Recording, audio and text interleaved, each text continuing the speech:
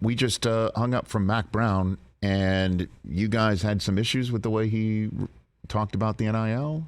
Is that what you guys? TJ, you can start there. I think we kind of agree, though. I just felt like it was kind of like an antiquated way to look at things. Some of the things that he said he didn't like about players getting money and, the team not getting money. I should have done a better job of taking notes throughout it. But it was just, I remember thinking, I don't know, man. It just seemed like a very old way to look at the situation. The way I took it, and the way I took it is that if we're gonna do it, if it's happening, there has to be some regulation of it.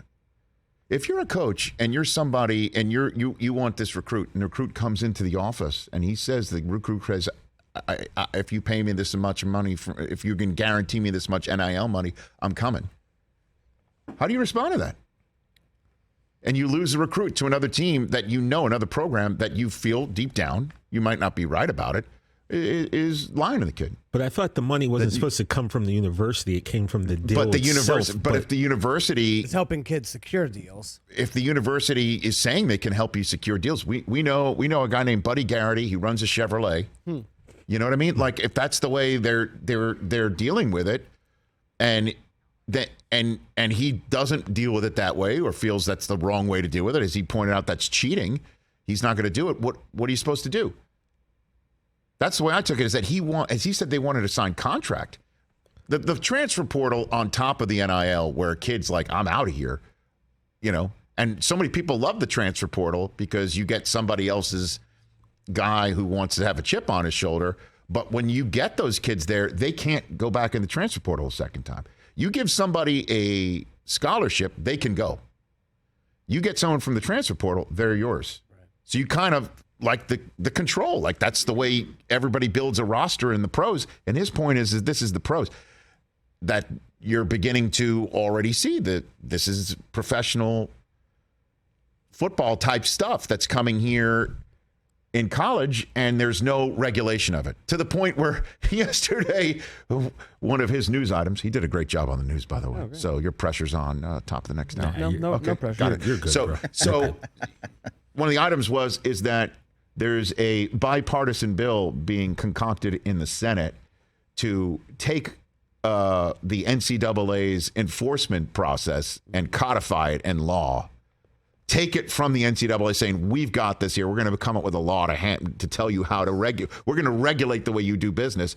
And my point was, we found an entity that actually gets Cory Booker and Marsha Blackburn on the same page, and it's the NCAA enforcement policies. Yeah. Okay. And so what I'm saying is there's no regulation enforcement, it seems, on NIL. And Mack Brown said he wants to have contracts.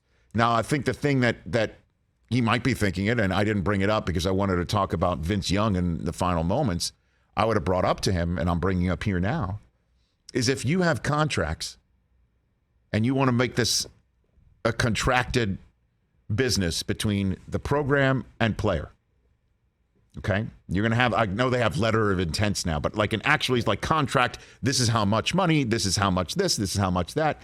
You get this upon graduation. This is the deal we're giving you. You have to play in the bowl game. Do you know what that means? I'm not going to, the obvious is lawyers, but you know what that means? Union. A union would have, these players would be, a union would step in. I'm sure the NFL Players Association might know somebody who can help, That would mean remember that's what Northwestern was doing years ago. Exactly, and coaches freaked out about it.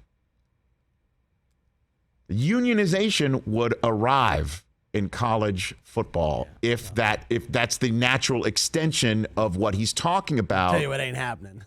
Well, and that's why I think they'd rather just let it all go right now, and thus his opinion. I don't think it's like what may be old school is like looking at a young man and say, "Why spending $250 on a Crocs?" Because I can. That was the answer that came back, and to somebody from maybe a different generation, it's kind of like, I've save your $250, kid. Put it away. Yeah. So. Or tell Mack Brown to call up Mike Jordan and pony up a little bit more money. Call up a famous alum who knows a particular shoemaker. Yeah. Do they make Crocs? Whose logo is on your? Do they make Crocs? No, not I was yet. I took that to mean crocodile shoes. No. No, Or am I an old school? Crocs are back. Oh, my God. Crocs are back, Rich. What an idiot. In a big way. Can I sound older? Not is the question. Not the shoes Ric Flair would wear with I his just $5,000 didn't like that he suits. immediately said cheating. That was all.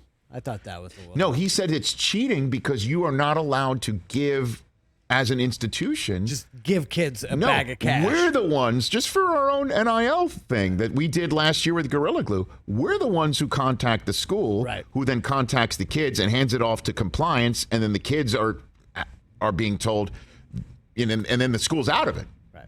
Like the school didn't say to us, yeah, you know what, we didn't get one from one school saying, you know what, we have promised this kid a certain amount of NIL Let's go scratch. 2,000. So, you want to bump it up a little bit? Like that didn't happen. Right. It's like, this is what we're willing to give. Can you put us in contact with the student? Or sometimes we would go directly to the student athlete ourselves. But if a school's like saying, you come here, you will make $1 million in NIL. Kid's like, sold, I'm going. And it's not in the contract. That's why he's saying a contract. And that's why it's cheating. That's where I took it from. Not like it's cheating that they're merely making money off of their name, image, and likeness. He started his whole preamble by saying his wife's like, artists can sell their work in college. Musicians can make money off their music in college. Why can't these guys? Hey, you watched all the way to the end. Thanks for that. Watch more right here.